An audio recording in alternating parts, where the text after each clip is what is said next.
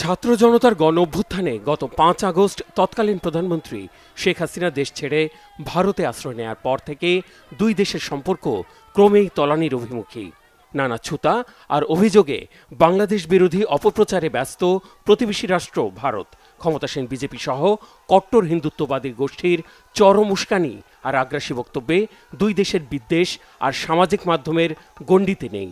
এবার খোদ ভারতের প্রধানমন্ত্রী নরেন্দ্র মোদী ব্যক্তিগত সামাজিক মাধ্যম থেকে দেয়া স্ট্যাটাসে কূটনৈতিক তৎপরতায় দূরত্ব কমানোর চেষ্টাকে দুরাশার দিকে ঠেলে দেওয়ার ইঙ্গিত দিয়েছেন।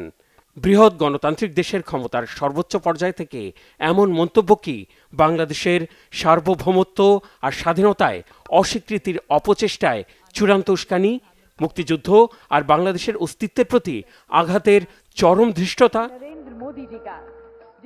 ১৬ ডিসেম্বরকে বিজয় দিবস উল্লেখ করে সাবেক টুইটার আর বর্তমানের এক্স হ্যান্ডেলে প্রতিক্রিয়া দিয়েছেন ভারতের প্রধানমন্ত্রী মোদী। একই বক্তব্য ফেসবুকেও পোস্ট করেছেন। কোথাও বাংলাদেশের নাম না নিয়ে দাবি করেছেন ৭১-এ পাকিস্তানি বাহিনীর বিরুদ্ধে ঐতিহাসিক জয় পেয়েছিল ভারত।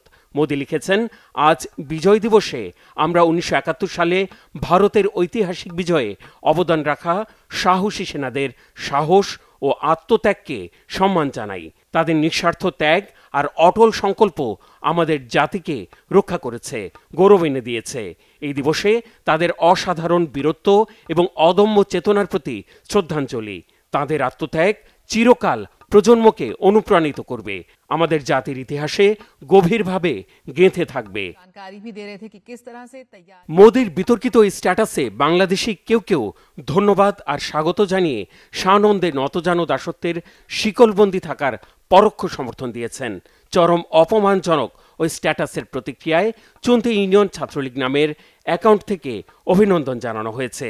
ক্ষুব্ধ প্রতিক্রিয়ায় একজন মোদীকে গুজরাটের কসাই হিসেবে সম্বোধন করেছেন, তো কেউ বলেছেন গোমূত্র পানকারী নেশাখোর নির্লজ্জ পশু।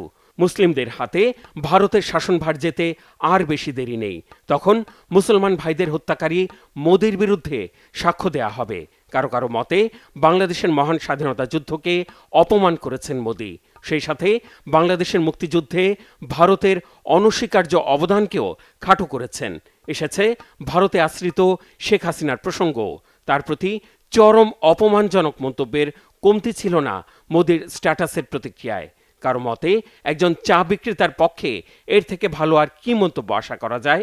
হাজার হাজার প্রতিক্রিয়ার ভিড়ে বেশিরভাগই মোদী সহ ভারতীয়দের মনে করিয়ে দিয়েছেন ১৬ই ডিসেম্বর ভারতের নয়, বাংলাদেশের বিজয় দিবস।